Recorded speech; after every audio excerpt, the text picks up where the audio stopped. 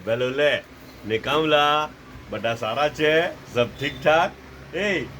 આજે સન્ડે હે ને અમુક જગ્યાએ છે ને સવારના એટલે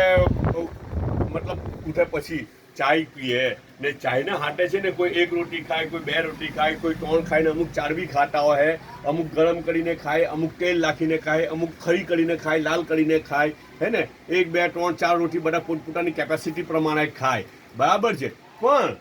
એને નાસ્તામાં કન્સિડર નહીં કરતા એમ કે ના કે નાસ્તો નહીં કહેવાય એમ કે અમે તો નાસ્તો નથી કરતા એમ કે અચ્છા ત્રણ ચાર રોટી ખાઈ પછી બી નાસ્તો કન્સિડર નહીં થાતો હે અચ્છા હવે મારો નાસ્તો જુઓ જો આ બિસ્કિટ છે